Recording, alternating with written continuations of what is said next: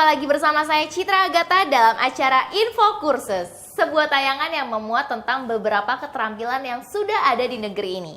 Dan Info Kursus kali ini masih akan mengajak Anda untuk mengenal dan mengetahui lebih dekat lagi tentang keterampilan dalam dunia broadcast. Kali ini episode yang akan dibahas adalah kamera dan kita. Anda tentu sudah tahu bukan apa itu kamera dan apa yang dimaksud kamera dan kita dalam episode kita kali ini. Untuk itu marilah kita langsung aja menyaksikan penjelasan narasumber yang memang sudah ahli dalam dunia broadcasting, yaitu Bapak Muhammad Saleh dalam keterampilan broadcast berikut ini.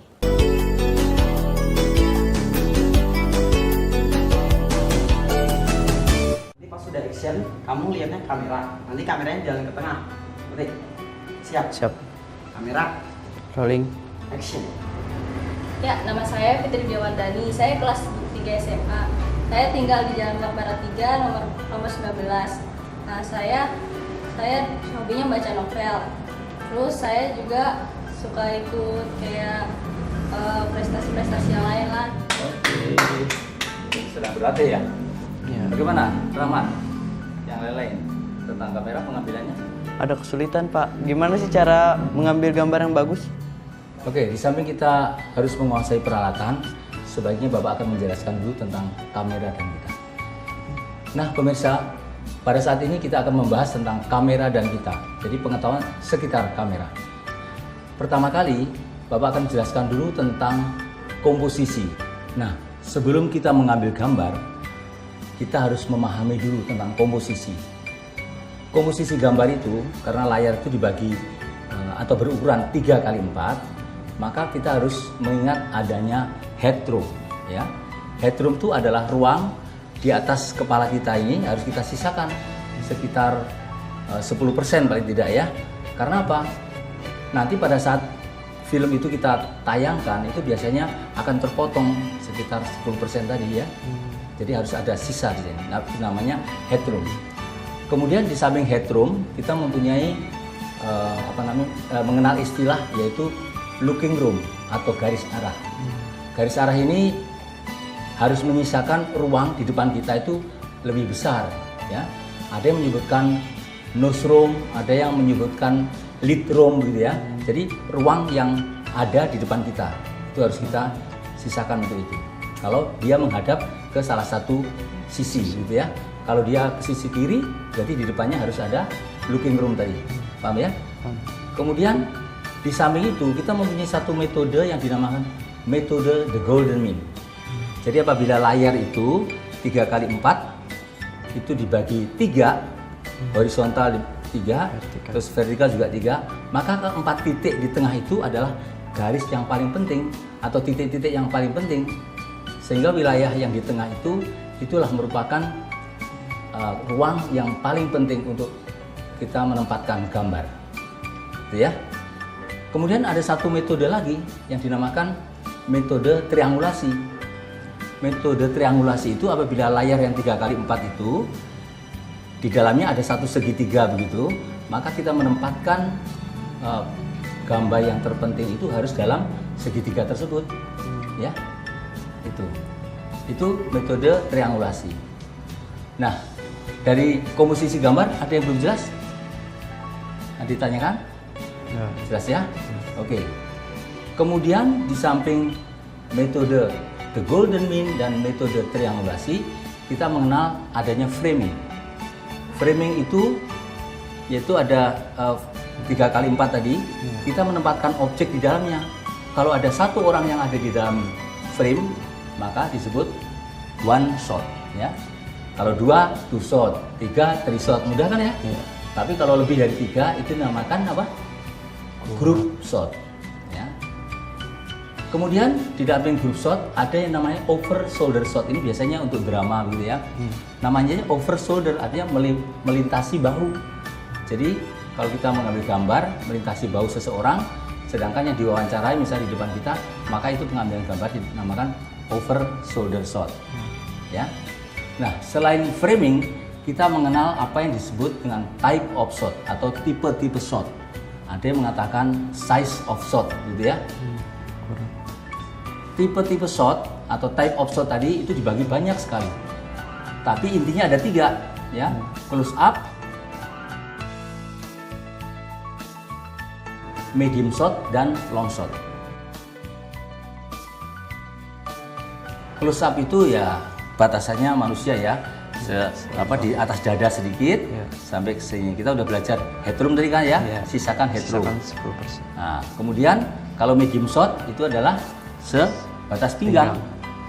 Sedangkan long shot atau full shot itu dari ujung rambut sampai kaki ya.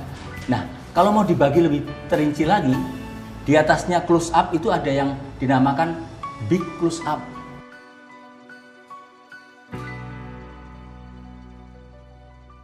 Bagaimana pemirsa? Anda pasti penasaran dan ingin mengetahui lebih lanjut penjelasan narasumber tentang kamera dan kita ini bukan?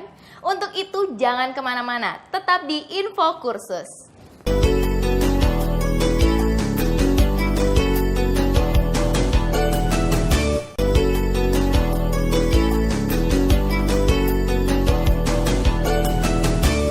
Pemirsa, Anda masih di Info Kursus dalam episode Kamera dan Kita. Dan masih di keterampilan broadcast. Mari bersama-sama kita simak lanjutan penjelasan narasumber kita berikut ini. Jadi lebih detail lagi begitu ya. Nah, segini di close up tuh paling tidak kepalanya saja gitu ya. Nah, tadi dikatakan ada headroom, ya kan? Potongan. Tapi headroom ini tidak berlaku apabila kita mengambil yang namanya big close up. Lebih baik kita menyisakan ruang dagu daripada dahi kita ini ya. Misalkan Pak kan harus ada headroom, berarti headroom begini, ini kepotong kan dahunya. Nah, ini kurang tepat. Tapi lebih baik kita menyisakan dagu, tapi dahi kita ini kepotong sedikit nggak apa-apa. Itu yang big close up.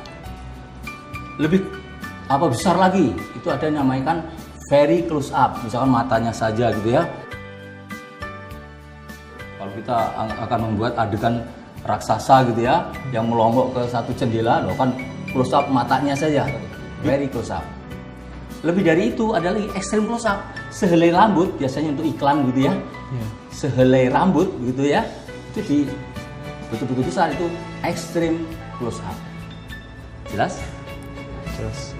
Nah, itu baru yang close up ke atas ya. Sekarang antara close up dan medium shot ada lagi di tengahnya, namanya medium close up.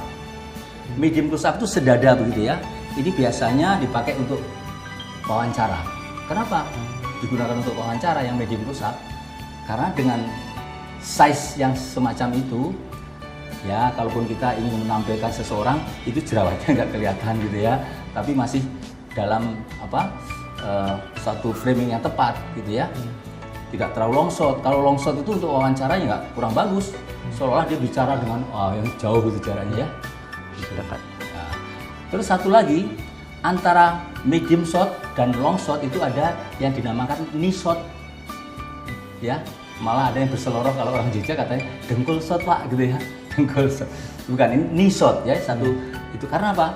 Dulu zamannya ada koboi itu ya, menggunakan pistol begitu yang panjang, maka di pengambilannya sebaiknya adalah knee shot ya.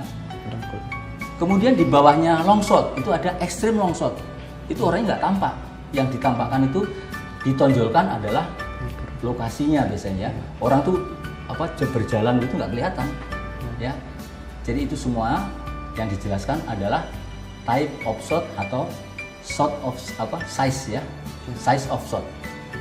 Ada pertanyaan? Coba, ada pertanyaan atau ada yang belum Saya, jelas? Sebenarnya yang paling banyak digunakan dalam pengambilan gambar itu tipe shot apa, Pak? Oke, ini pertanyaan yang bagus. Jadi kalau di dalam pertelevisian itu ada yang dinamakan bahwa bahasa televisi adalah bahasa close up ya. Jadi perbanyaklah close up. Long shot itu hanya untuk menjelaskan pergerakan dan sebagainya ya. Kalau dalam drama itu kebanyakan pengambilan close up yang lebih banyak. Karena apa? Kasihan teman-teman kita yang masih ada di wilayah terpencil misalkan ya, yang TV-nya masih 14 in katakan gitu ya. Kalau semua long shot kan kurang pas ya. Jadi bahasa televisi adalah bahasa close up, maka perbanyaklah close up. Oke? Nah, para pemirsa dan adik-adik sekalian, Kalau tadi kita bicara tentang type of shot, sekarang kita akan membahas tentang kamera movement, ya. Kenapa sih kita harus melakukan pergerakan kamera? Ini kamera movement atau pergerakan kamera, ya. Nah, di sini kita bisa bagi dalam dua bentuk, ya. Kita melakukan pergerakan kamera, tapi kita sebut di situ still. Kenapa still? Artinya begini, still itu kamera berada pada tripodnya, tapi kita melakukan gerakan. Ya, yang pertama adalah zoom in, zoom out. Jadi kita menggerakkan lensa, ya, untuk mendapatkan gambar yang lebih besar lagi. Kalau zoom in itu ibaratnya seperti ini, misalkan saya ingin tahu lensa kamera itu lebih detail, ya, saya zoom in, ya, atau zoom out, ya, gitu ya. Zoom in, zoom out, jelas ya, untuk menunjukkan detail atau kebalikannya. Yang kedua adalah pen kanan atau pen kiri.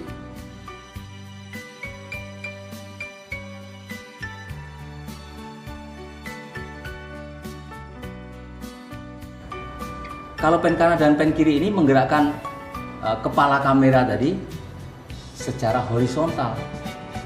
Pen ini artinya panorama, ya, jadi kita pen misalkan dari kamera dari sini secara horizontal, ya. Ini namanya pen right atau pen kanan, atau kebalikannya pen left atau pen kiri, ya. Itu yang pen tadi. Terus masih tetap pada tripodnya kamera mengadakan pergerakan, yaitu yang satu adalah tail up, tail down.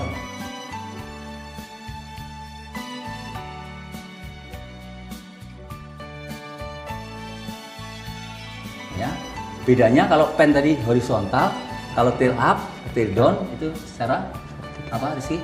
Vertikal. Nah, itu yang disebut still tadi, ya, tapi mengadakan pergerakan kameranya digerakkan gitu, ya. Oke. Pergerakan kamera yang berikutnya adalah kita menggunakan yang move, semuanya bergerak, ya. Seluruh bodi kamera itu di dalam di bawah tripod itu, di bawah kaki kamera itu ada roda yang dinamakan dolly, ya. Nah, seluruhnya bergerak. Kalau kita pergerakannya itu langsung secara vertikal ke depan, tadi kalau zoom in kan begini aja, ya. Tapi ini sekarang enggak, saya berserta seluruh kamera nih, ya. Maka, nah, kita mendekati begini, itu dinamakan track in atau kebalikannya track out, ya, menjauhi kamera, menjauhi objek tadi, ya. Nah, berikutnya kita kenal dengan grab right atau grab left. Grab istilah apa? Kepiting, oke. Jadi kepiting itu jalannya ke kanan atau ke kiri begitu, ya. Nah, maka kita mengenal grab ke kanan atau grab kiri, atau tapi lebih sering kita menyebutkan grab right, grab left, ya. Jadi jalannya seperti kalau pemeriksaan barisan begitu, ini barisan gitu tuh. Maka kalau grab right, jadi kita, ya, sejajar dengan objek, kita bergerak seluruhnya dengan bodi kamera. Bagaimana pemirsa? Anda makin penasaran untuk mengetahui kelanjutan dari pembahasan episode kamera dan kita, bukan? Untuk itu jangan kemana-mana, tetap di Info Kursus.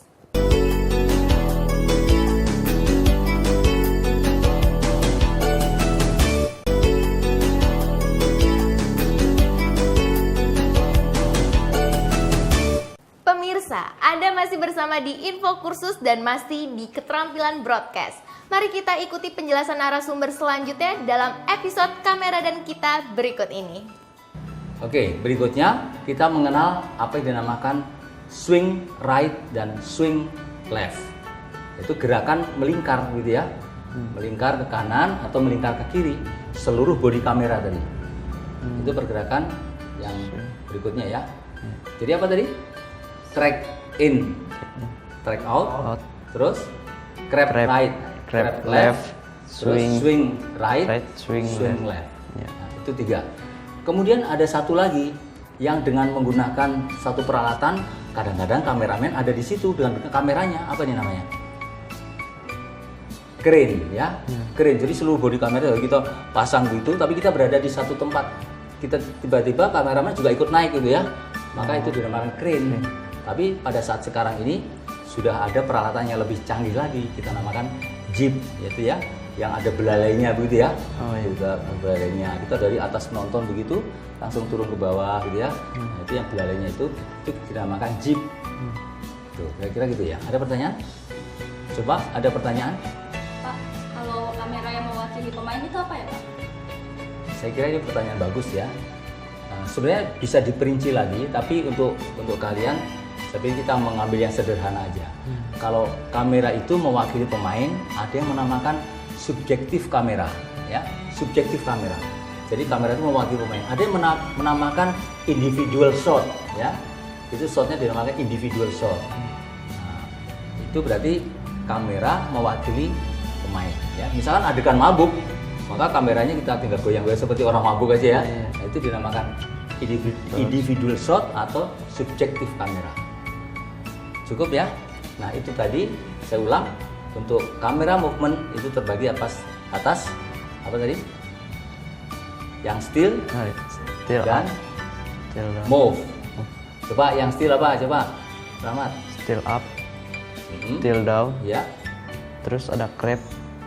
kan. Zoom in, Oh, zoom out, terus pen kanan, pen Pen kiri. kiri. Itu yang still ya. Iya. Terus yang seluruh body kamera ikut bergerak. Ya, itu crab. Grab, Crab right, crab left. terus Terus track in, track track out, out. terus swing right, swing Swing left. left. Itu antara lain itu. Hmm. Jelas ya? Terus Oke. Baiklah, kita akan membahas tentang kamera angle. Kamera angle. Apa itu, Pak? Coba perhatikan. Kamera angle ini adalah suatu pengambilan gambar ditinjau dari sudut pengambilannya. Gitu ya. Nah, macamnya banyak. Yang pertama adalah normal angle. Normal angle itu adalah salah satu pengambilan gambar yang posisi kamera tersebut berada di depan subjek yang sejajar dengan mata subjek. Jadi misalkan kalau di Rahmat itu di situ, saya mengambil gambar di sini, maka ya sejajar ya dengan mata. Nah, ini biasanya pengambilan yang dengan normal angle atau disebut dengan eye level itu adalah pengambilan gambar untuk adegan wawancara. Nah, pada saat orang itu turun dari tangga, kalian hadang untuk melakukan wawancara, sehingga gambarnya itu kesannya tinggi begitu orangnya ya. Nah, itu kurang bagus. Sebaliknya, kalau orang baru naik tangga, kalian syuting dari sini, langsung kalian wawancara, orangnya kelihatan pendek gitu. Oh, gitu ya. Gitu. Itu kurang bagus. Jadi adegan wawancara nanti tolong diingat, kalau orang duduk berarti bagaimana kamera kita? Ya kita harus agak Bawah. selevel dengan Iya. mata. Itu yang pertama. Yang kedua adalah high angle. High angle itu pengambilan gambar di mana posisi kamera lebih tinggi dari orang. Ini biasanya memberikan kesan atau ada filosofinya. Kenapa diambil high angle gitu ya? Diambil high angle itu artinya kita merendahkan derajat dari yang kita ambil. Misalnya adegan orang tersiksa, itu sebaiknya diambil dari dengan high angle. Kameranya lebih tinggi dari objek. Untuk melambangkan apa? Keterpurukan misalnya ya, ketersiksaan itu dengan high angle. Bagaimana dengan low angle? Nah, berikutnya ini lawannya adalah low angle. Kita ngambil dari tadi udah ya. Di atas. Orang dari turun tangga kita syuting tadi. Nah, kalau untuk menunjukkan suatu keangkuhan, kesombongan ya, untuk meninggikan derajat seseorang, maka itu dengan low angle. Posisi kamera di bawah subjek ya. Paham ya? Kita udah dapat 3 nih, normal angle, high angle dan Low angle. low angle. Bagaimana selanjutnya? Masih terus kan? Masih. Oke, berikutnya lagi ada yang dinamakan narrow angle. Narrow angle itu sudut pengambilan sempit. Jadi kalau ada objek yang jauh di sana, kita dengan menggunakan tele langsung kita mendapatkan close up-nya. Maka itu pengambilan gambar yang kita sebut narrow angle. Ya. Lawannya narrow angle, wide angle. Kita sedekat mungkin dengan kamera. Ya. Dengan objek bukan apa ya. Kita sedekat mungkin dengan objek baru kita mengambil gambarnya. Itu namanya wide angle. Sudut pengambilan lebar. Nah, ini ada satu yang perlu digarisbawahi. Kalau kalian syuting tidak menggunakan tripod, jangan sekali-kali kalian mengambil close up objek yang atau subjek yang jauh ya, langsung kalian zoom in begitu mendapatkan close up-nya ya. Itu tidak berarti apa-apa. Gambarnya pasti jelek seperti kita berada di perahu gitu ya. Itu gaya pasti goyang. Nah, caranya bagaimana? Pakai tripod atau Penada. Bagaimana, Rahmat? Pakai penada gitu biar kameranya stabil. Oh, ya, itu tadi yang dikatakan pakai tripod. Kalau nggak ada tripod, maka ayo Pakai apa nih? pundak. Pakai pundak. Ya tetap aja mesti goyang ya. Maka cara yang paling baik kita deketi objek itu atau subjeknya kita deketi antara 2 meter atau 1,5 meter langsung kita syuting gitu ya. Oh. Nah, biasanya kameramen baru kalau diminta untuk satu liputan begitu ya masih malu-malu kan ya.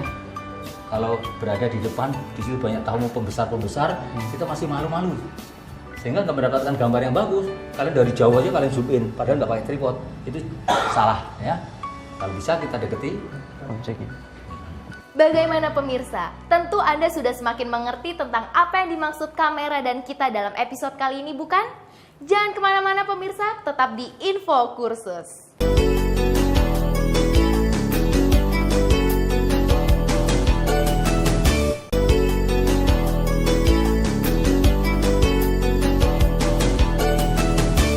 Pemirsa, Anda masih di Info Kursus dan masih bersama saya Citra Agatha serta narasumber kita Bapak Muhammad Saleh. Mari kita ikuti penjelasan selanjutnya dalam episode Kamera dan Kita berikut ini. ada yang dinamakan frog eye ya. Frog eye itu mata kodok ya. Nah, frog eye level itu kamera itu langsung diletakkan di di atas tanah begitu, kita mengambil gambar ke atas gitu ya. Itu jadi kesannya kayak mata kodok ya. Itu namanya frog eye. Itu juga sama fungsinya untuk meninggikan derajat seseorang tadi. Lawannya frog eye ada namanya top angle. Jadi kita dari atas betul ya. Hampir sama dengan high angle. Kalau high angle mungkin masih dalam ukuran tertentu gitu. Tapi kalau top itu betul-betul di atas untuk menunjukkan denah misalkan gitu ya. Atau untuk menunjukkan formasi dari subjek, misalnya tarian. Di dalam tarian itu pertama kali waktu dia mengumpul tuh menjadi satu lingkaran gitu ya, merupakan lingkaran. Tapi pada saat dia bergerak membentuk angka 8 itu sebaiknya kita ambil dengan top angle.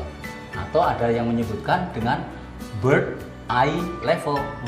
Bird eye level, Mata burung. Mata burung. Ya. Saya kira itu semua adalah kamera angle yang sudah kita pelajari. Bagaimana pemirsa? Nah, adik-adik dan pemirsa di rumah, itulah tadi berbagai macam kamera angle. Tentunya kita harus memahami tata letak atau sudut pengambilan dan filosofi dari pengambilan tersebut. Pemirsa dan adik-adikku di studio, satu lagi yang akan kita bahas adalah tata cahaya. Jadi tata cahaya ini mempunyai peranan penting dalam pengambilan gambar. Tanpa ada cahaya, maka kita tidak bisa mengambil gambar apapun, ya kan? Pasti gelap, ya. Jadi timbulnya gambar itu karena cahaya. Nah, ini ada satu aturan sebenarnya pada saat kita akan mengambil gambar, terutama kalau kita di studio misalnya, itu ada pola yang harus kita ikuti. Yang pertama itu adanya key light, ya. Key light itu apabila kita menghadap ke satu ya kayak begini ke depan, maka kedudukan key light ini biasanya ada di sebelah kanan atau sebelah kiri kita sekitar 45 derajat lah gitu ya. Itu 100% mengenai ini wajah kita ya, dari samping begitu ya. Tentunya kalau udah mengenai wajah kita, ini pasti ada bayangan sedikit ya. Bagaimana untuk menghilangi bayangan? Apa kira-kira terjadi? Pasang lampu di sisi lain mungkin. Ya, saya kira bagus Rizky ya. Jadi kita mengisi lampu yang lain tadi di sebelahnya begini dengan 45 derajat juga. Itu yang kita namakan dengan fill light. Jadi lampu pengisi, cahaya pengisi. Sehingga bayangan yang tadinya terang dengan 100% cahaya itu diisi sekitar 60 atau 70% cahaya yang dinamakan fill light tadi, pengisi ya. Kemudian kalau sudah ada dua lampu, key light dan fill light, maka ada satu lampu lagi yang perlu diperhatikan. Kira-kira apa ayo? Kita masih ada satu lampu lagi yang harus kita pasang. Kira-kira apa? Backlight, Pak. Apa? Backlight. Backlight. Fungsinya apa backlight ini? Jadi fungsinya backlight itu untuk mendapatkan kontur Dari misalkan Pak saya ada di sini, dengan backlight itu diletakkan di belakang begitu ya, yang berseberangan dengan key light, maka nanti di pundak Pak Saleh ini nanti ada satu cahaya putih begitu ya, atau juga rambut begini, nanti akan ada konturnya begitu, sehingga kesannya tidak menempel pada background, ya kan? Antara background dan rambut kita ini, misalkan backgroundnya hitam, itu akan kelihatan konturnya, jadi tidak menempel. Kalau seolah menempel dinding kan jelek, ya kan? Coba ada yang belum jelas tentang tata cahaya? Saya pernah mendengar istilah blue screen, itu hubungannya apa ya dengan tata cahaya? Blue screen, ya. Ada yang menyebutkan dengan chroma key, gitu ya. Jadi blue screen ini ada satu warna yang dijadikan kunci untuk menghilangkan background itu yang akan diganti dengan background yang lain. Misalnya pemilihan warna itu tidak boleh sama dengan kulit kita. Hubungannya dengan tata cahaya itu amat erat sekali. Penataan cahaya pada sistem blue screen atau chroma key itu harus hati-hati. Kalau tidak, nanti kontur kita ini tidak muncul ya, karena dengan penataan yang semaunya begitu, nanti kurang sempurna pada saat kita membuat chroma key tadi ya, untuk menghilangkan warna biru atau warna hijau tadi. Begitu ya. Jadi hubungannya memang erat sekali. Kita harus betul-betul mendapatkan gambar yang tepat, ya, pencahayaan yang tepat, sehingga nanti waktu layar itu hilang, hijaunya hilang atau birunya hilang diganti dengan background yang lain, maka kita mendapatkan gambar yang sempurna. Barangkali masih ada pertanyaan? Oke Pak, apakah backlight itu perlu digunakan untuk objek yang jauh dari background? Begini, backlight itu fungsinya kan untuk menunjukkan kontur ya, kontur objek ya. Tapi kalau penempatannya itu terlalu jauh dan tidak terjangkau akhirnya gitu ya. Kalaupun terjangkau mungkin tipis sekali, itu tidak berfungsi apa-apa. Ya, sehingga kalau backlight itu sebaiknya diletakkan agak dekat ya dengan objek, sehingga konturnya itu nanti akan lebih terang gitu ya, karena dia seimbang dengan key light-nya ya. Saya kira itu. Nah, saya kira kita udah membahas tentang kamera dan kita begitu panjang ya. Pemirsa, demikian pembahasan kita tentang kamera dan kita dalam pendidikan keterampilan broadcasting. Bagaimana pemirsa? Tentu Anda sudah semakin paham tentang apa yang dimaksud kamera dan kita dalam episode kali ini, bukan? Jika Anda berminat dan tertarik untuk menggeluti dunia broadcast dan ingin mengikuti kursus keterampilan ini, Anda bisa menghubungi lembaga kursus terdekat atau kunjungi website kami di www.infokursus.net. Nah pemirsa, demikianlah pembelajaran kita pada keterampilan broadcast kali ini. Semoga ada manfaat yang Anda bisa dapatkan setelah menyaksikan acara ini. Akhir kata, saya Citra Agatha beserta kru yang bertugas mengucapkan terima kasih atas perhatian Anda. Sampai jumpa dalam episode yang akan datang. Salam Infokursus.